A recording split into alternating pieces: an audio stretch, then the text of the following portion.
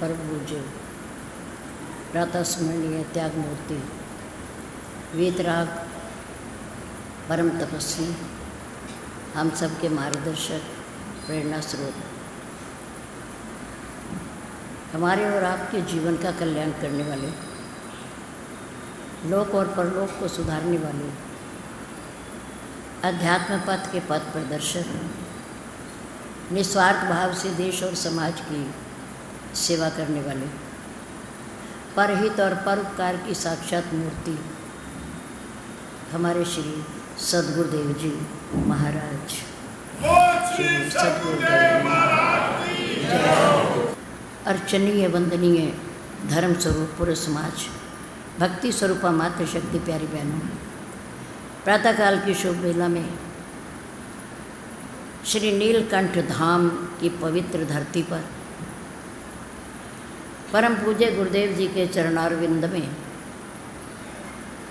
परमपिता परमात्मा को साक्षी मानते हुए अपने अपने पैरों की चौकड़ी लगाकर बैठते हुए, शरीर को सीधा रखते हुए, मन को अपने पास लाते हुए, चित्त वृत्ति को एकाग्र करके बैठते हुए, चेहरे को मंच की ओर रखते हुए, आंखें खोल करके बैठते हुए, किसी भी प्रकार की हलचल को रोकते हुए, शांति का दान देते हुए, समय का सदुपयोग करते हुए धर्ममय वातावरण में धर्म की चर्चा, जीवन सुधार की चर्चा, प्रभु की पवित्र पावनी चर्चा कहने और सुनने का प्रयास कीजिए। धन्यवाद। परमपिता परमात्मा की कृपा से, पूज्य गुरुदेव जी के आशीर्वाद से और यहाँ की सम्मानित सभा की प्रेरणा से, आप लोगों के सहयोग से प्रभु की पवित्र पावनी कथा के लिए रखे गए 8 दिन के समय में से आज 5वां दिन है और 3 दिन शेष और मिलकर यहाँ बैठेंगे। नुमाइश कैंप केशव नगर, गोपाल नगर, तीनों कॉलोनियों में हमारे परम पूज्य गुरुदेव जी 2 बार साल में समय देते थे।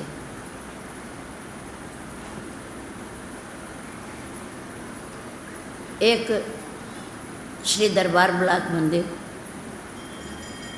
जो अब श्री लक्ष्मी नारायण मंदिर कहा जाता है, एक श्री सुंदर मंदिर।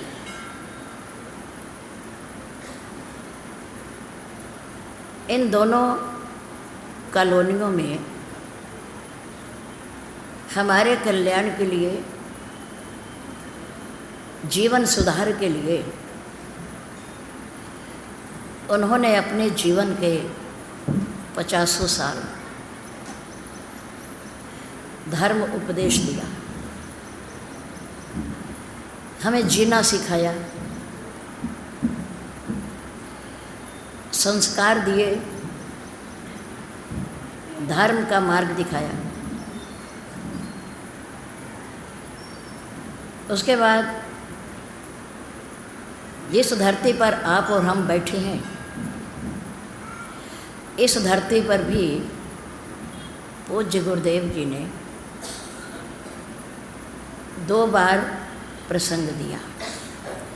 जो पुराने आदमी बैठे हैं यहाँ, उन्हें पता है। यहाँ का निर्माण में हमारे परम पूज्य जी का, गुरुदेव जी का पूर्ण सहयोग है।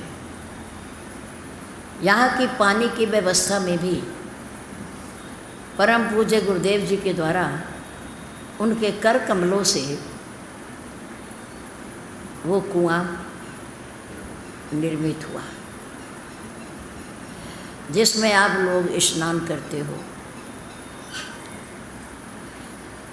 उसके बाद गोपाल नगर में श्री गोपाल मंदिर में, जहाँ बच्चों को शिक्षा देने के लिए विद्यालय भी था,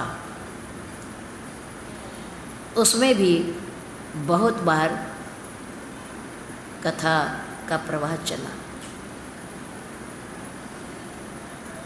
विशेषकर इन प्राचीन कॉलोनियों में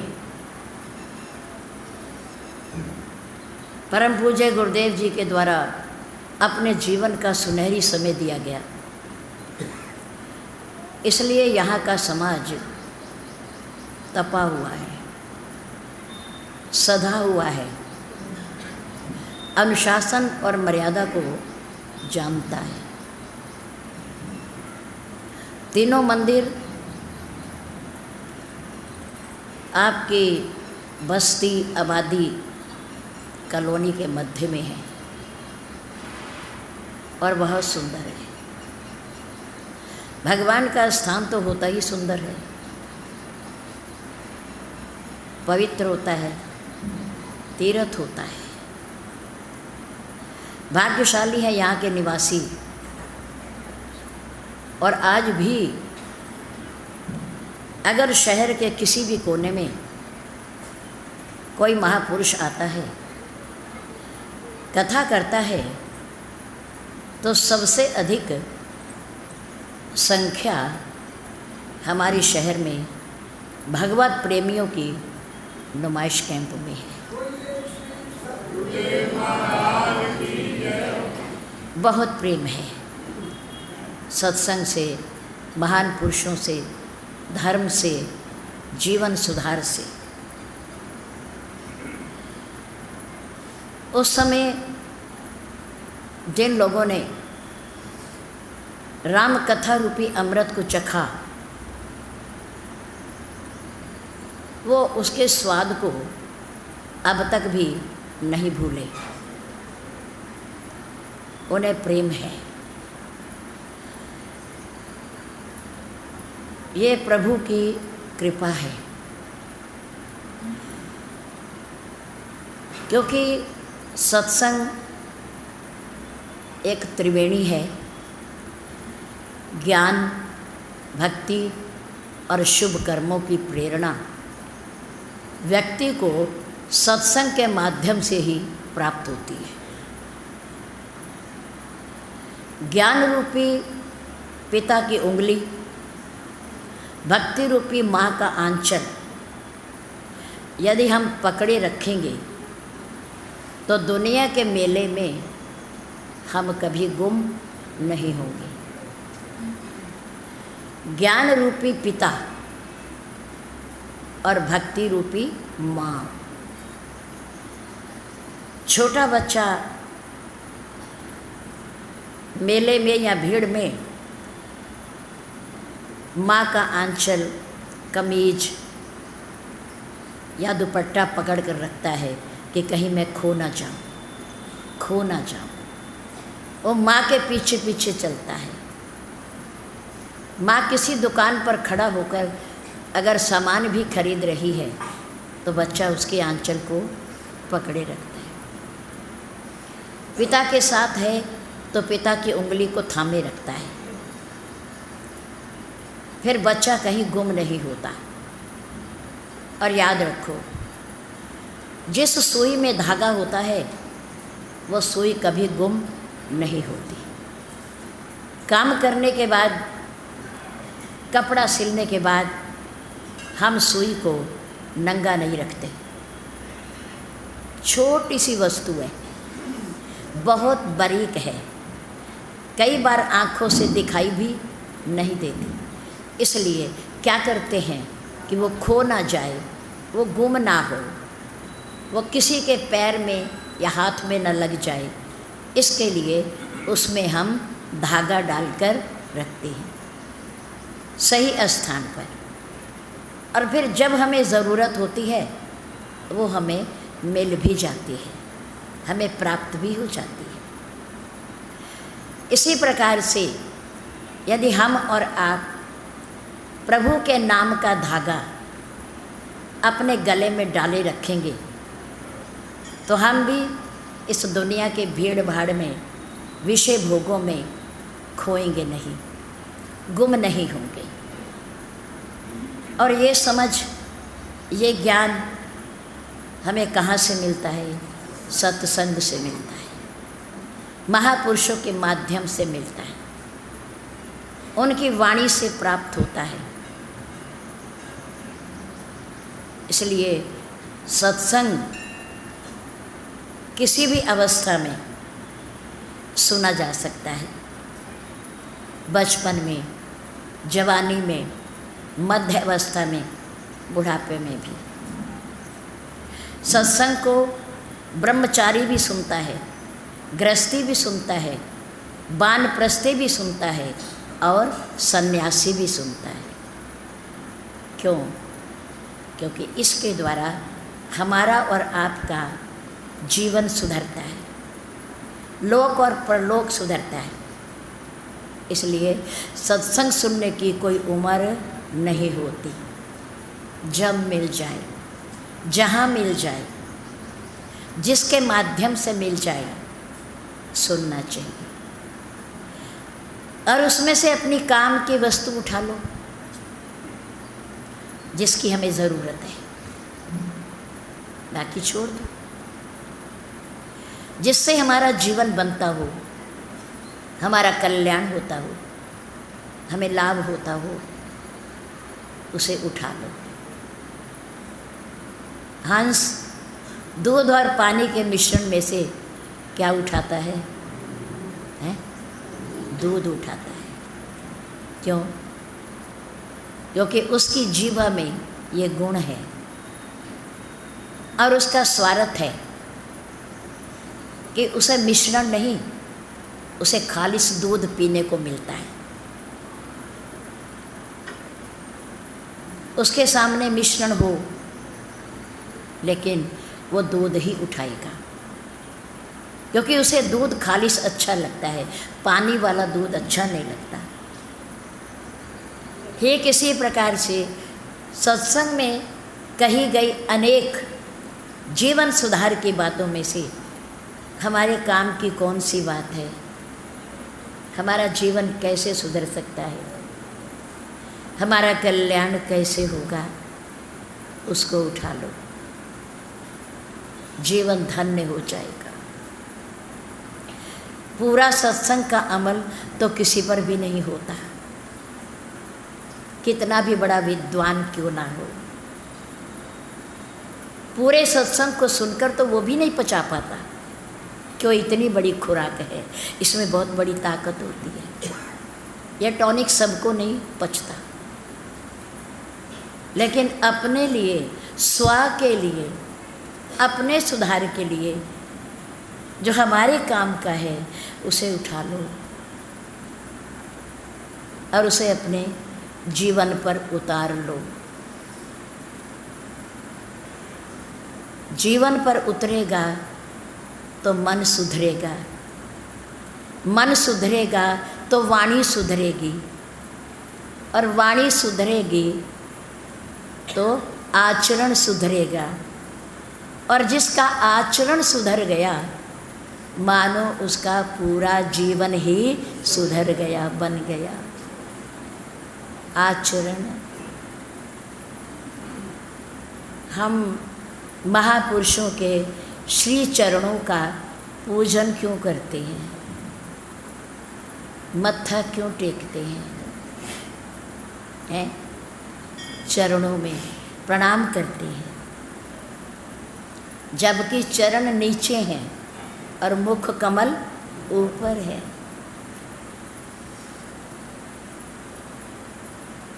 फिर भी मुख कमल को छोड़कर नीचे चरण कमलों में हम प्रणाम करते।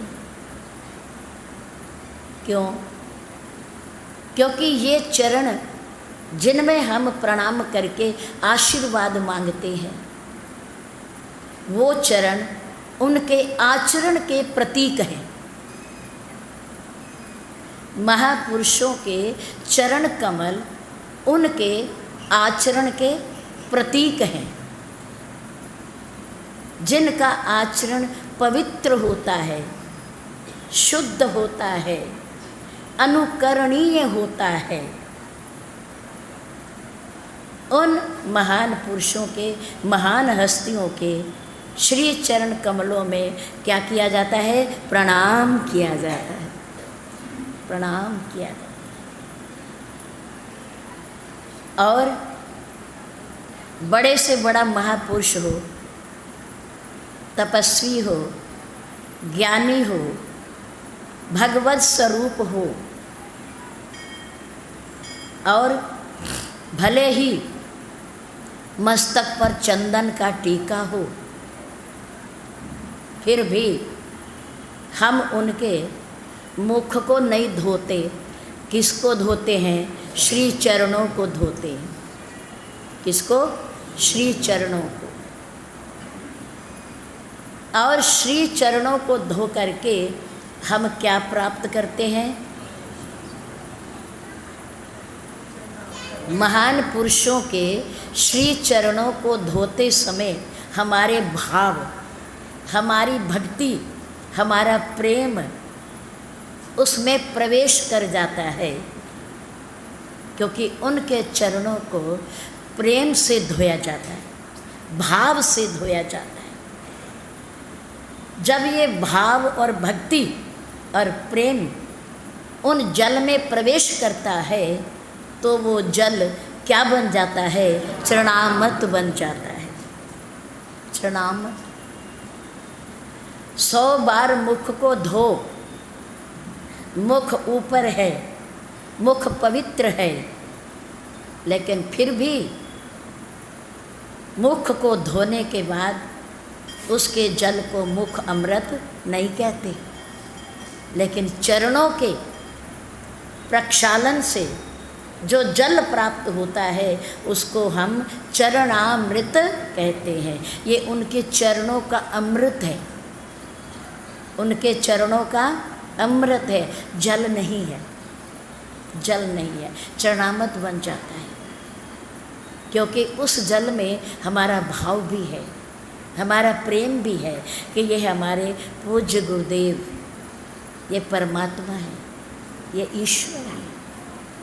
मंदिर की चोटी कितनी भी ऊंची हो, लेकिन जब मंदिर में व्यक्ति प्रवेश करता है तो प्रणाम चोटी को नहीं किया जाता। किसको किया जाता है? सीढ़ी पर प्रणाम किया जाता है। किस पर? सीढ़ी पर। श्री बांके बिहारी जी के मंदिर में वृंदावन हर वर्ष, प्रतिवर्ष बांके बिहारी जी को बाहर लाया जाता है और लोगों की भीड़ उमड़ती है। क्या करने के लिए? उनके चरण दर्शन करने के लिए। मुख के दर्शन तो 12 महीने होते हैं और जो जाता है वो करता ही है, लेकिन उनके चरण दर्शन वर्ष में केवल एक बार होते हैं और उसके लिए जन समुदाय वहाँ पहुँचता है और उनके श्री चरणों के दर्शन करता है। चरण महत्वपूर्ण है, इसलिए सत्संग के माध्यम से, महान पुरुषों के सानिध्य से हमें ये ज्ञान प्राप्त होता है। पर इस ज्ञान रूपी पिता की उंगली को पकड़े रखें, छोड़े ना, और भक्ति रूपी माँ के आंचल को थामे रखें। अगर दुनिया में गुम नहीं होना है ना, दुनिया में नहीं खोना। अगर खोना है तो किस में खो जाओ? परमात्मा में। किसमें? परमात्मा में। उनमें खो जाने में लाभ है, महाकल्याण है, लेकिन दुनिया में और विषय भोगों में, मोह माया में, ममता में खोने से हमारा नुकसान है, हानि है। हमने कल 3 शब्द आपको दिए थे। नंबर 1 विकृति, नंबर 2 प्रकृति और नंबर 3 संस्कृति। तीनों का अर्थ अलग अलग है। विकृति का अर्थ है दुष्ट स्वभाव, बुरा स्वभाव। और प्रकृति का अर्थ है सहज स्वभाव, सहज स्वभाव। और संस्कृति का अर्थ है सुंदर, गुणवान, संस्कारवान, अच्छा व्यवहार, अच्छा व्यवहार। दुष्ट व्यवहार, सहज व्यवहार और नंबर 3 सद्व्यवहार। विकृति, प्रकृति और संस्कृति। थोड़े टेढ़े हैं शब्द, शब्द कुछ टेढ़े हैं लेकिन बड़े लाभदायक हैं, लाभदायक हैं।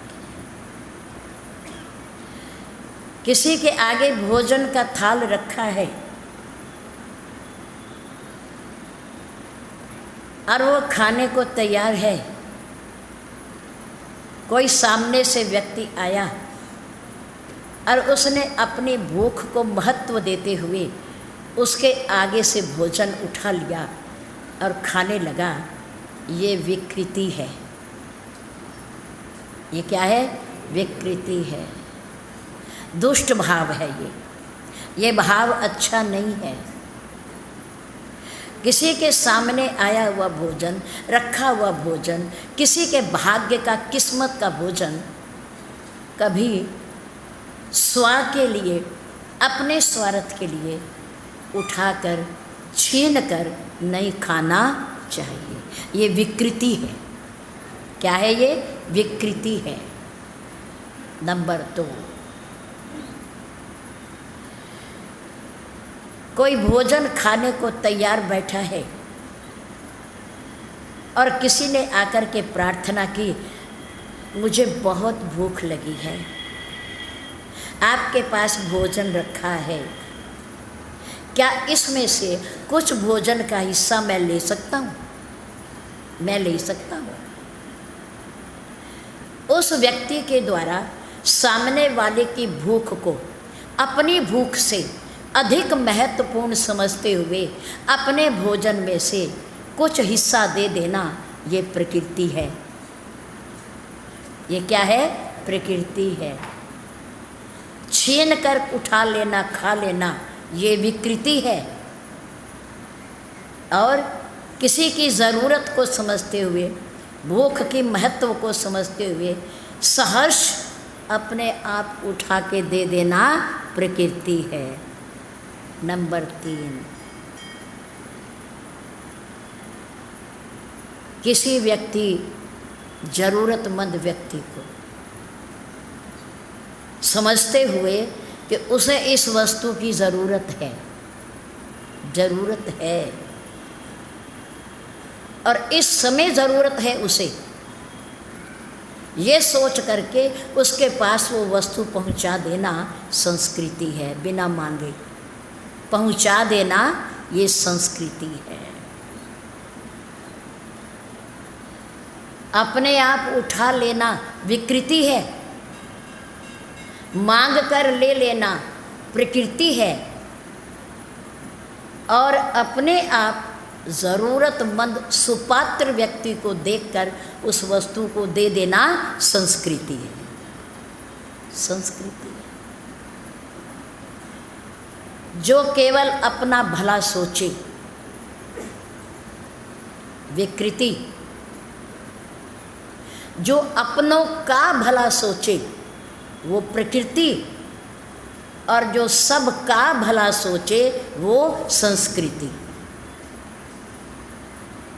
केवल अपने कल्याण के लिए जो जीता है, अपने खाने के लिए जो जीता है, स्वयं के लालन पालन के लिए जो जीता है, वो विकृति। और जो अपनों के साथ मिलकर जीता है, अपनों के लिए जीता है, वो प्रकृति। और जो सब के लिए जीता है, वो संस्कृति। संस्कृति केवल अपनों का भला चाहना पापात्मा। अपनों का भला चाहना पुण्य आत्मा, और सबका भला चाहना महात्मा या परमात्मा। तीन बातें। केवल स्व का भला चाहना, अपना भला चाहना पापात्मा, अपनों का भला चाहना मित्रों का, संबंधियों का, परिवार वालों का, माता पिता का, दुख दर्द में काम आने वाले मित्रों का भला चाहना पुण्य आत्मा, और सम्मिलित रूप से, समष्टि रूप से सबका भला चाहना महात्मा या परमात्मा। अपना भला चाहने वाला दुर्योधन। कौन? दुर्योधन। अपनों का भला चाहने वाला युधिष्ठिर, और सबका भला चाहने वाला श्री कृष्ण परमात्मा। ये दो ही हस्तियां ऐसी हैं जो सबका कल्याण सोचती हैं, सबका भला चाहती हैं, उपकार करती हैं। वो या तो कोई महात्मा होगा और या वो स्वयं परमात्मा होगा। दुनिया वाले या स्व के लिए जिएंगे या अपनों के लिए, स्वार्थ के लिए जिएंगे, अपनों के लिए जिएंगे। एक चौथा शब्द और है आकृति।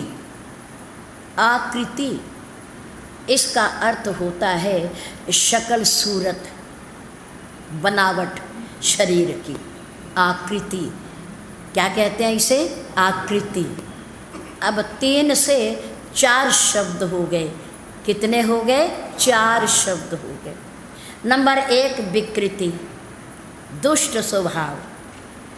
नंबर 2 प्रकृति, सहज स्वभाव। नंबर 3 संस्कृति, सुंदर स्वभाव, अच्छा स्वभाव, मधुर स्वभाव।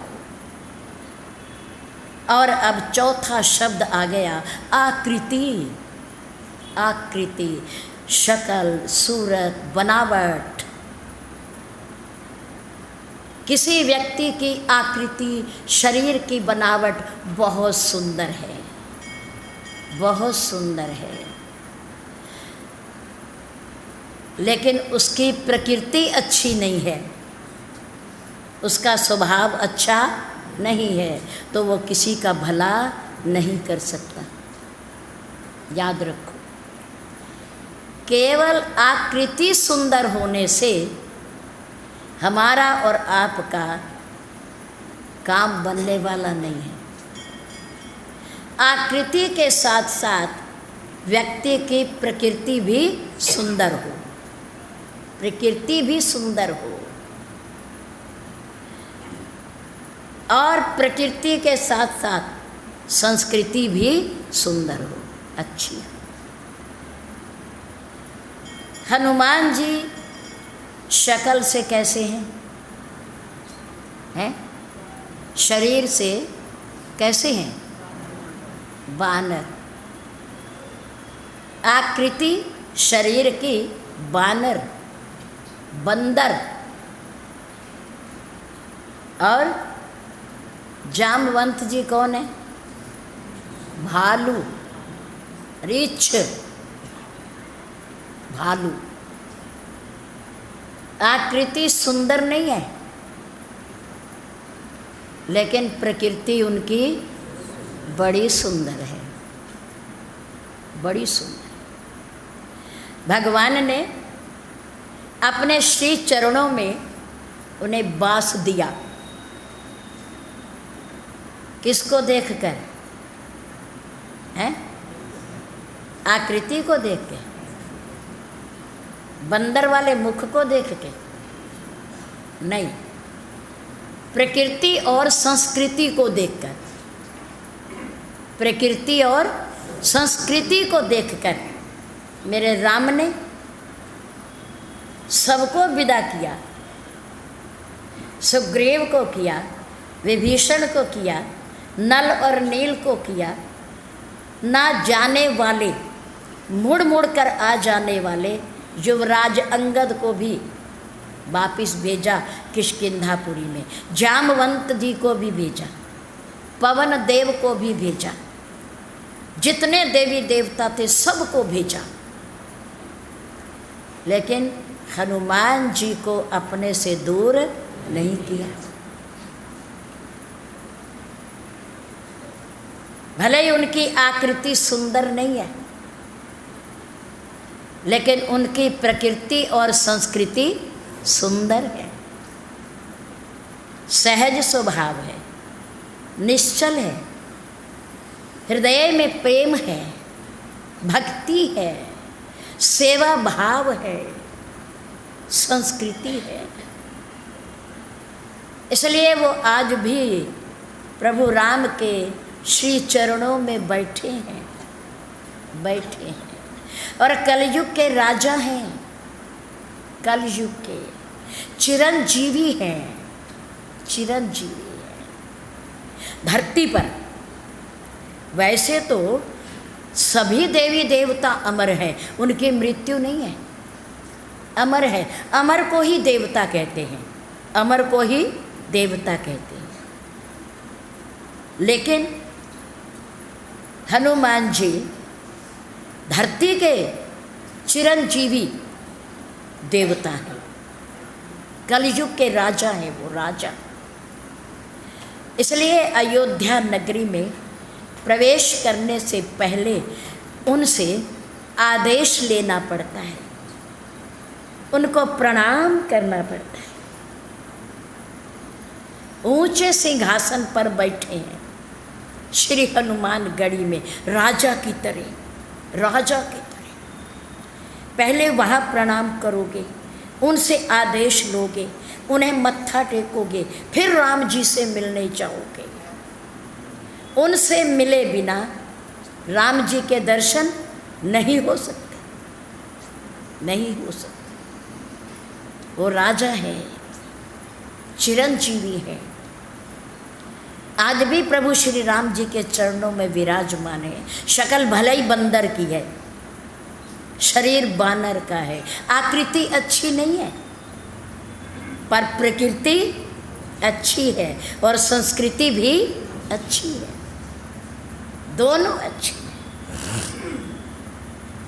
विभीषण जी के आंगन में हनुमान जी ब्राह्मण के रूप में गए नीचे। विद्वत समाज की, विप्र समाज की, ब्राह्मण की पहचान क्या होती है, हैं? पहचान क्या होती है? उनके हाथ में क्या होता है? माला। क्या होती है? माला। और माथे पर तिलक होता है, त्रिपुंड होता है, और बगल में पुस्तक होती है, हैं? जब राम जी से प्रथम बार हनुमान जी मिले तो उनकी यही वेशभूषा थी, हाथ में माला थी, राम नाम जप रहे थे, और बगल में पत्रिका रहती है। पता नहीं कब कोई क्या पूछ ले, ग्रह नक्षत्र हैं, शुभ मुहूर्त कब पूछ ले कोई पता नहीं होता, इसलिए वो अपनी पत्रिका को अपने साथ रखते हैं। विप्र समाज हाथ में माला होती है और बगल में पत्रिका होती है, पुस्तक होती है, ज्ञानदायिनी होती है। तो विभीषण के आंगन में तुलसी के पौधे देखे, द्वार पर देवी देवताओं के चित्र देखे, चिन्ह देखे, खुश हो गए, प्रसन्न हो गए कि ये घर बहुत अच्छा है। राम नाम अंकित ग्रह, शोभा वर्णिना, नव तुलसी के वृंद हैं, देख हर्ष कपीरा। छोटे छोटे तुलसा जी के पौधे आंगन में लगे। हम हिंदू लोग, हमारे घरों में होना चाहिए, सबके घर में होना चाहिए। ये धर्म प्रेमी हिंदू होने का एक परिचय है, परिचय। भक्त प्रेमी, प्रभु प्रेमी होने का एक परिचय है। तो हनुमान जी इन्हीं चीज़ों को देख करके नीचे उतर आए। आंगन में देखे ये घर किसका है, किसका घर है। प्रातःकाल का समय था, पूरी रात्रि घूमते रहे, पूरी लंका के ऊपर माँ की खोज करते रहे। प्रातःकाल जब हुआ तो विभीषण के आंगन में उतरे। धार्मिक चिन्हों को देखकर उधर से विभीषण जी भी ब्रह्म मुहूर्त में उठे, जागे, और जागते ही किसका नाम लिया? जय श्री राम। जय श्री राम। भले आदमी हो, प्रभु प्रेमी हो, अपने घर में राम राम कहो ना कहो, पर हम कह रहे हैं तो कह ही लो है। अरे विभीषण ने लिया, उसका कल्याण हो गया है, तो हम लेंगे तो हमारा क्या कल्याण नहीं होगा है। फिर महापुरुषों के सन्मुख बैठकर कोई जीवा घिसती है क्या? दिन भर बातें करते हो, चुगली करते हो, निंदा करते हो, तेरी मेरी करते हो, थकते नहीं हो, और कोई कहता भी नहीं कि कहो या बोलो, बिना वजह बोलते रहते हो। पर जो बोलना चाहिए उसे बोलते नहीं है। क्या बोलना चाहिए? प्रभु का कोई सा नाम भी बोला करो, बोला करो, तभी सार्थकता है बोलने की। अगर प्रभु का नाम नहीं लिया इस वाणी से, तो इस वाणी की कोई सार्थकता नहीं है। और फिर सोच लो, फिर ये मनुष्य की जीवा मिलने वाली नहीं है। अगर जीवा मिली तो गोस्वामी तुलसीदास जी का कहना, जे नहीं करही राम गुण गाना, जी सुदादुर जी समाना। फिर मेंढक की जीभ मिलेगी, टर टर करते रहना, जिसका कोई लाभ ही नहीं है, जिसको कोई सुनेगा ही नहीं, करते रहना। अगर मनुष्य की जीवा हो करके जे नहीं करे राम गुण गाना, ईश्वर का नाम नहीं लिया तो क्या लिया है। फिर परमात्मा मनुष्य की जीभ तो छीन लेगा, और कौन सी जीभ दे देगा? मेंढक की जीभ। याद रखो, भूलना नहीं से। अब सोच लो, आपने मनुष्य की जीभ लेनी है दोबारा या मेंढक की जीभ लेनी है? बोला करो, राम राम बोला करो, कीर्तन हो सब बोला करो। पाप लगता है कोई? पाप झड़ते हैं, पाप झड़ते हैं, पाप खत्म होते हैं, पाप लगता नहीं है। पाप लगता है तेरी मेरी से, पाप लगता है बुरा भला कहने से, निंदा करने से, चुगली करने से, किसी की बुराई करने से पाप लगता है। ना किया करो, इस वाणी का सदुपयोग किया करो, कीर्तन किया करो, भगवान का नाम लिया करो, जपा करो, सिमरन किया करो। ये उसी के लिए मिली है मनुष्य की जीवा। और मनुष्य की जीवा ही है जो राम राम कह सकती है, बल्कि जीवा तो सबके पास है। जितने जानवर हैं, पशु हैं, योनियाँ हैं, सबके पास जीवा है। पर कभी आपने सुना क्या राम राम कहते हुए? सुना है क्या? तो कौन कह सकता है राम राम है? कौन कह सकता है? आप ही कह सकते हो। और कहा करो, शर्म महसूस ना किया करो। भगवान के नाम में कैसी शर्म? अरे हमने गांव में देखे सीधे साधे लोग, गंवारू लोग, अनपढ़ लोग, आते जाते को आंख उठा के नहीं देखते ये कौन है, आते जाते को राम राम भाई। हमारे से तो वो अच्छे हैं, हम अपने पड़ोसी को राम राम करके तैयार नहीं, हम उन्हें नहीं करना चाहते।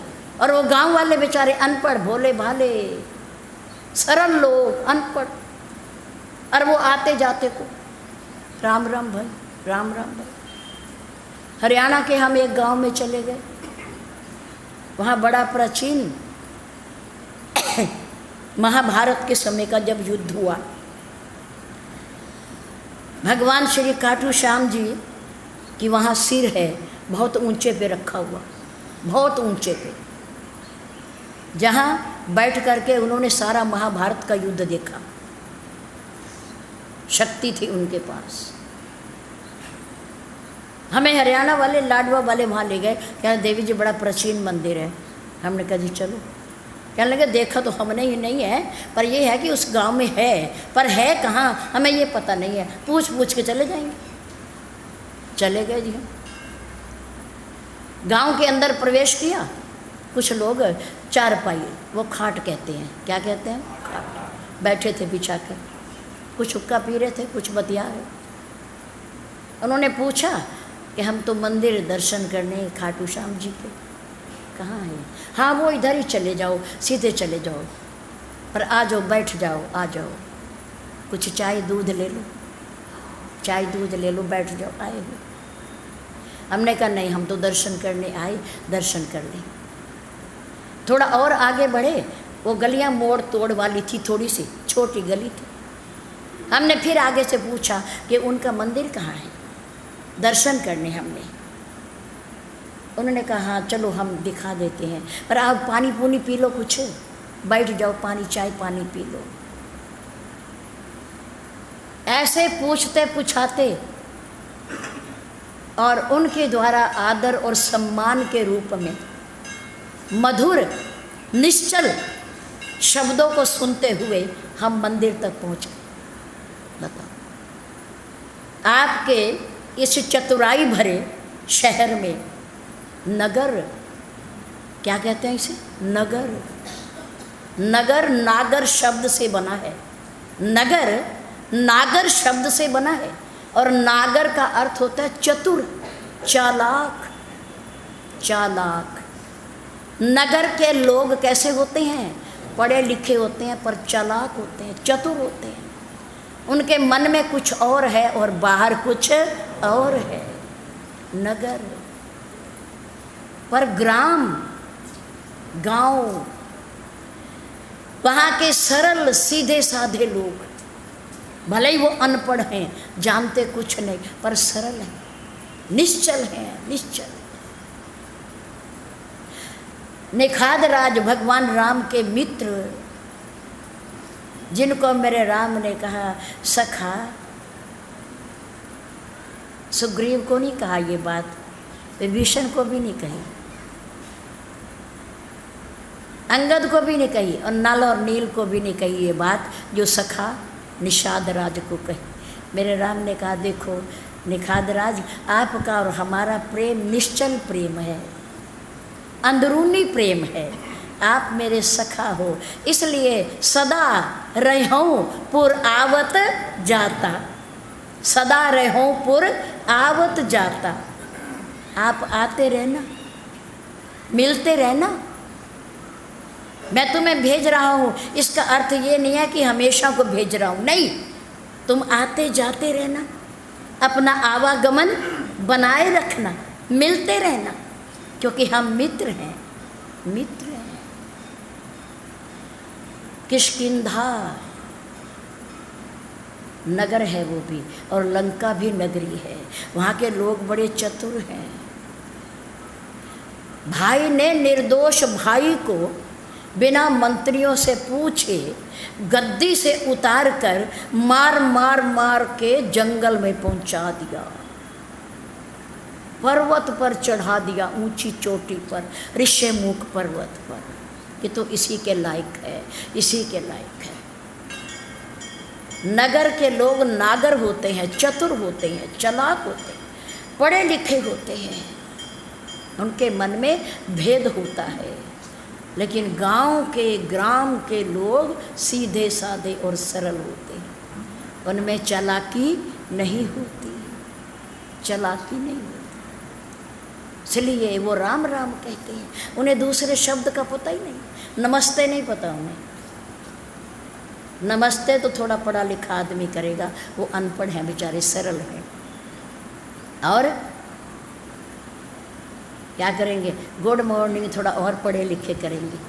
शहरों में रहने वाले जो इंग्लिश मीडियम, अंग्रेज चले गए, अंग्रेजी ना गई हमारे देश से, अंग्रेज चले गए, हमारे लिए छोड़ गए वो, ये बच्चों को पढ़ा बिना मतलब के। मातृभाषा पढ़नी चाहिए, राष्ट्रभाषा पढ़नी चाहिए, हमारी मातृभाषा क्या है, राष्ट्रभाषा क्या है, उसे पढ़ो, उसे पढ़ो। इन भाषाओं में हमारे शास्त्र हैं। देववाणी संस्कृत में सारे ग्रंथ लिखे हुए हैं। हिंदी हमारी राष्ट्रभाषा है, उसमें लिखे हुए हैं सारे ग्रंथ। और हमारी मातृभाषा हिंदी भी है, पंजाबी भी है, उर्दू भी है।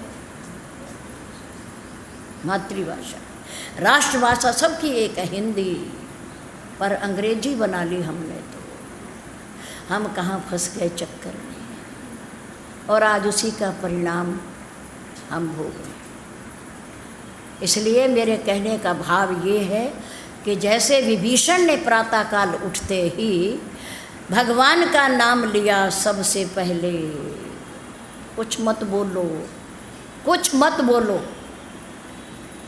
वाणी को खोलो तो सबसे पहले राम बोलो, राम बोलो। मुंह खोलो तो राम बोलो, परमात्मा का नाम बोलो, और कुछ न बोलो, ताकि वाणी सार्थक हो जाए, सार्थक हो जाए। हरिद्वार में एक बहुत बड़ी फार्मेसी है, योगी फार्मेसी। वहाँ हमें 1 महीना रहने का, वहाँ पूज्य माता जी थी, उनके सानिध्य में अवसर मिला हमें। वो डॉक्टर्स थी, वैद्य थी, वो वैद्य। उनका नियम था प्रातःकाल उठने के बाद, स्नान करने के बाद सीधा वो 1 किलोमीटर घूमने जाती थी। वृद्ध थी वो, वैसे 75-80 साल की थी उस समय। घूमने जाती थी, मौन रखती थी, मौन। कब तक? जब तक वो अपने घर में आकर अपने परिवार वालों के साथ बैठकर हवन और यज्ञ नहीं कर लेती थी, तब तक वो अपने मुख से कोई बात नहीं कहती थी, बोलती नहीं थी। 1 महीना हम भी उनके साथ रहे, बड़ी नहर तक, कनखल के पर, अवधूत मंडल के पास, वहाँ तक वो घूमने जाती थी। हम भी उनके साथ गए, उनका आशीर्वाद मिला, पर रास्ते में कोई बात नहीं, कुछ नहीं बोलना। अच्छा, भगवान का नाम, कोई मंत्र बिल्कुल नहीं, मौन जाना, मौन आ जाना, फिर हवन करना, यज्ञ करना, उसके बाद बात करना। कोई रोगी आ जाए, दवाई लेने आ जाए, बिल्कुल नहीं बोलना। पर्ची पे लिखवा लो, अगर बहुत ज़रूरी इमरजेंसी है तो दवाई दे देंगे, बोलना नहीं। उनका जीवन का लक्ष्य था कि सबसे पहले अगर बोलो इस वाणी से तो भगवान का नाम बोलो, ईश्वर का नाम लो, जगत की बातें ना करो, सांसारिक बातें ना करो।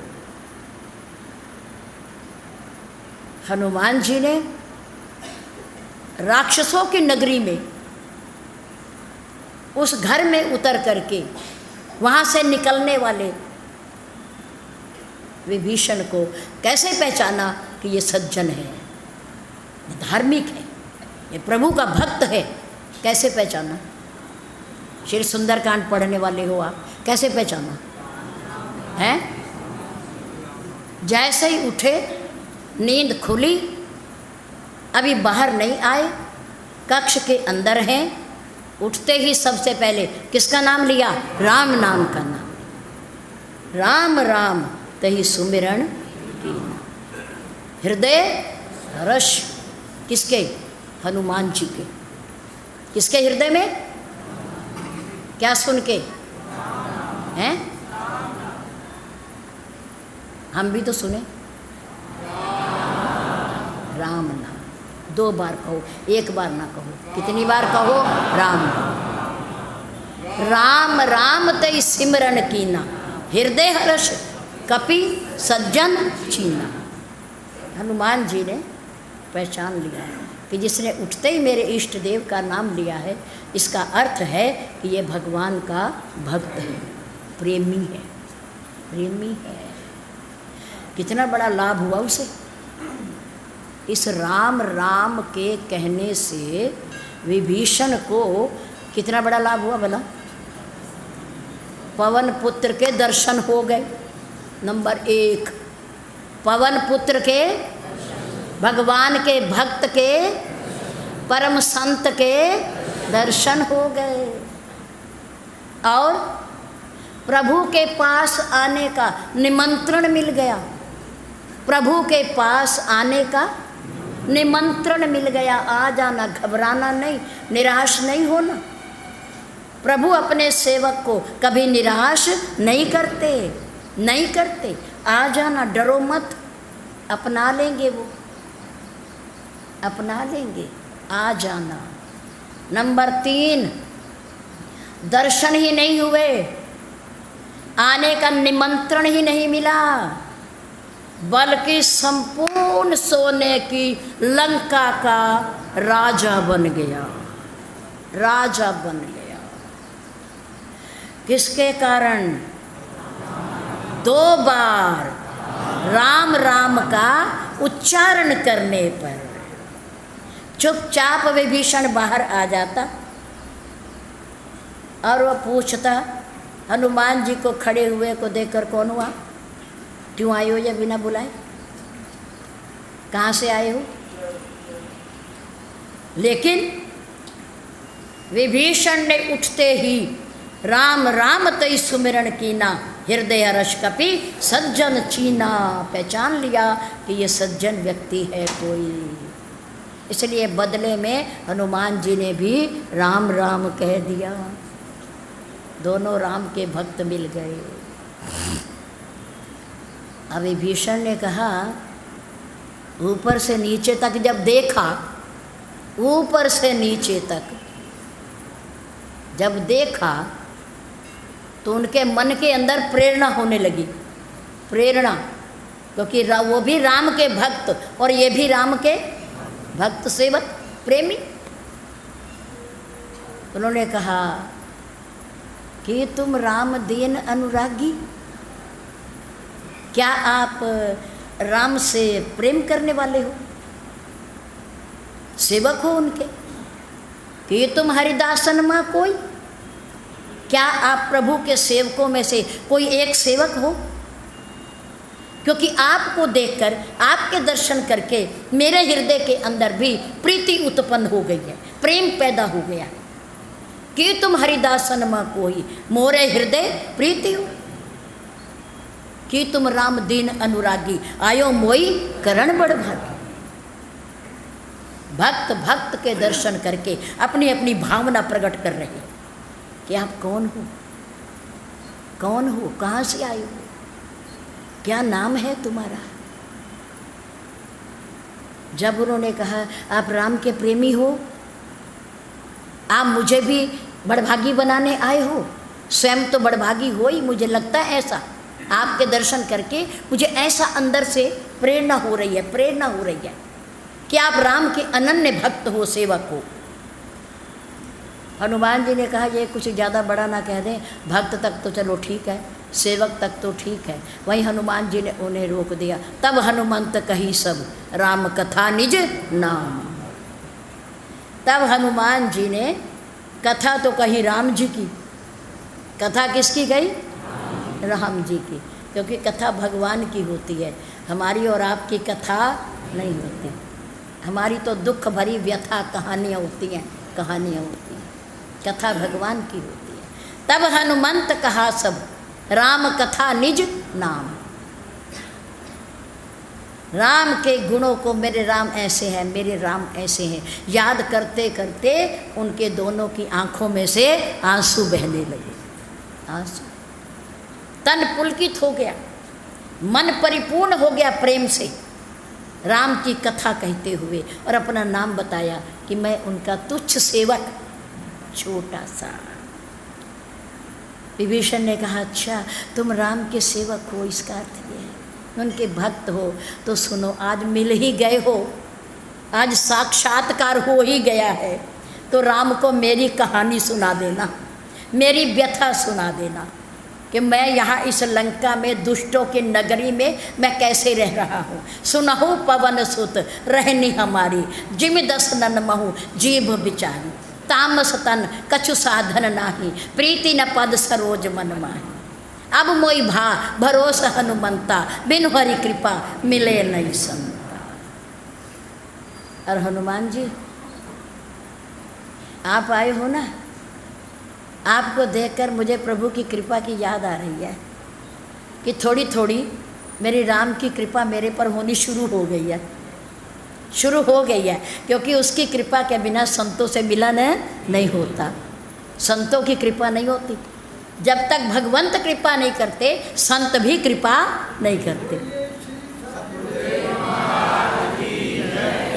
अब मोई भा भरोसा हनुमंता, बिन हरि कृपा मिले नहीं। तामस तन, हनुमान मेरा तो शरीर राक्षसी है, तामसी है, सात्विक नहीं है। मनुष्य शरीर होकर के भी तामसी शरीर है, राक्षसी शरीर है। तामस तन कछु साधन नाही, प्रीति न पद सरोज मन माही। मैं न जप कर सकता हूँ या रहकर दुष्ट रावण के राज्य में, न तप कर सकता हूँ, न सिमरन कर सकता हूँ, न भक्ति कर सकता हूँ, न सत्संग कर सकता हूँ, कुछ भी नहीं कर सकता मैं। वो ऐसा दुष्ट है मेरा भाई रावण। वो अगर राम का नाम उसके सामने कोई लेता है तो उसे भी डांट देता है, फटकार देता है, उसे भला बुरा कहता है। अब भला मैं तो उसका भाई हूँ, मैं कैसे करूँ? वो तो प्रजा है, मैं तो भाई हूँ। हनुमान जी ने कहा मेरी तरफ देखना, विभीषण को, कि मेरी तरफ देखना।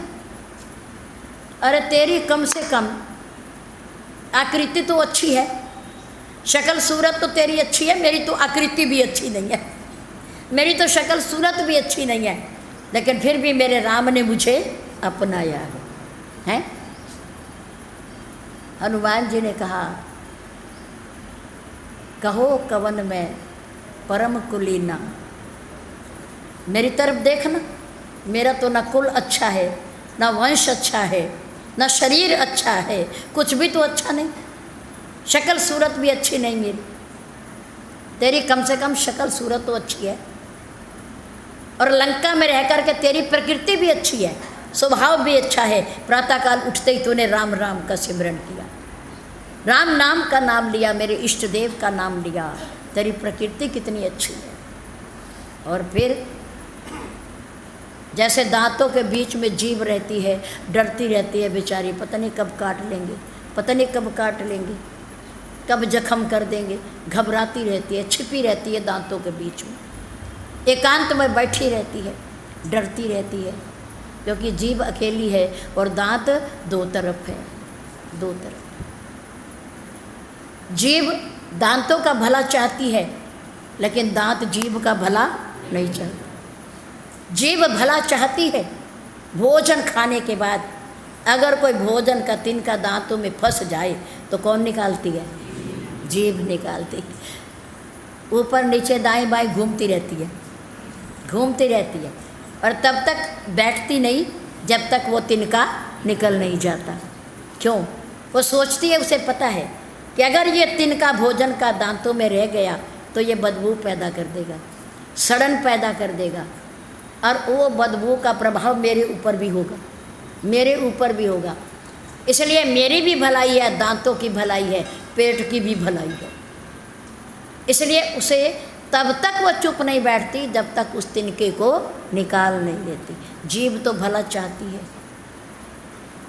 लेकिन दांत इतने दुष्ट हैं, इतने कठोर हैं कि भोजन खाते खाते भी जब इन्हें अवसर मिलता है तभी ये जीभ को काट लेते हैं। जीभ उस भोजन को अंदर करती है, अंदर पहुंचाती है, लेकिन ये इतने कठोर हैं कि इतना भला करने वाली जीभ को भी समय पा करके काट लेते हैं, काट लेते हैं। विभीषण ने कहा देखो मैं तो रावण का भला चाहता हूँ कि वो राजा बना रहे, वो ही राजा रहे लंका का, इसमें कोई बात नहीं, क्योंकि बड़ा पराक्रमी है, 3 लोकों का विजेता है वो, देवी देवता उसके आगे हाथ जोड़े खड़े रहते हैं, बड़ा प्रताप है उसका, उसके अकेले के शरीर में इतनी ताकत है कि उसके चलने से धरती डोलने लगती है। उसने कैलाश पर्वत को अपने हाथों पर उठा लिया भगवान शंकर जी के सहित, और फूलों की जगह अपने सिर काट काट के चढ़ा दिए।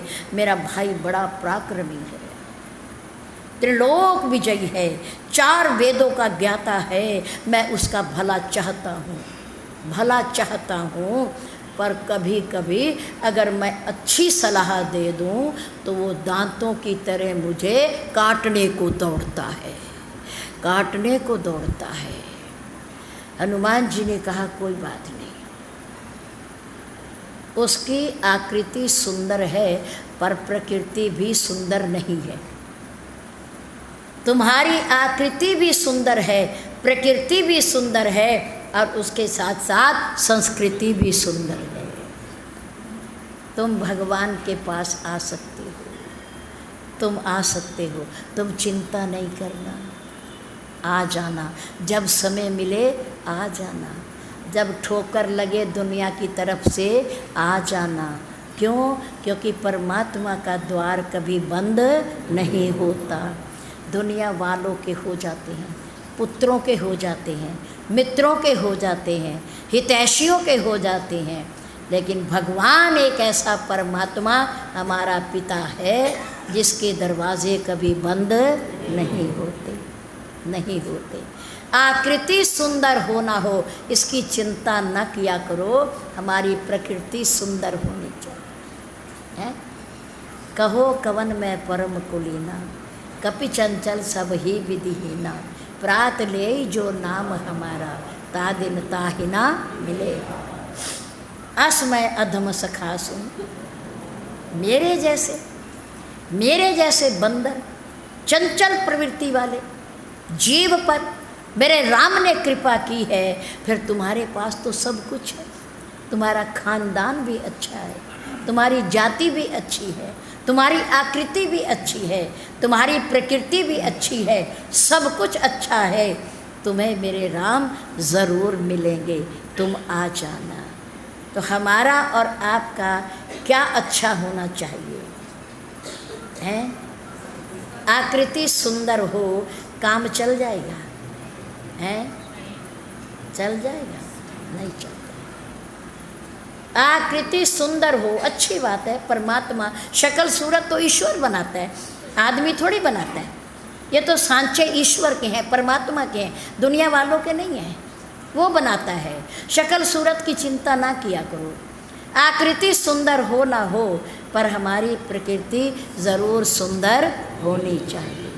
वो धीरे धीरे हमारी संस्कृति को भी सुंदर बना देती है। इसकी चिंता किया करो कि प्रकृति सुंदर हो और संस्कृति सुंदर हो। हमारे श्री रामचरितमानस में और भी प्रमाण हैं। मेरे राम शक्ल सूरत को नहीं देते। विदेह राज राजा जनक को ज्ञान मिला था अष्टावक्र से। किससे ज्ञान मिला? और अष्टावक्र का अर्थ क्या है? 8 स्थानों से टेढ़ा मेढ़ा, शरीर से। किससे? मन से नहीं, मन से नहीं। देखो नदी टेढ़ी हो सकती है, नदी का जल टेढ़ा नहीं हो सकता, वो सीधा ही चलेगा। गन्ना टेढ़ा मेढ़ा हो सकता है, लेकिन गन्ने का रस कभी टेढ़ा नहीं होता है ना। संत का शरीर तो टेढ़ा हो सकता है, पर शरीर संत का मन कभी टेढ़ा नहीं होता। वो सरल होता है, वो सहज होता है, वो कभी टेढ़ा नहीं होता। इसलिए आकृति की चिंता ना किया करो, उसे सुंदर ना बनाया करो, प्रयास ना किया करो। प्रकृति को सुंदर बनाने का प्रयास करना चाहिए, और प्रकृति ही धीरे धीरे संस्कृति बन जाती है। धन्यवाद। आदरणीय भैया श्री महेश नारंग जी का भी धन्यवाद, आज हमारे बीच में आए। हमारा समाज उनका स्वागत करता है। धन्यवाद।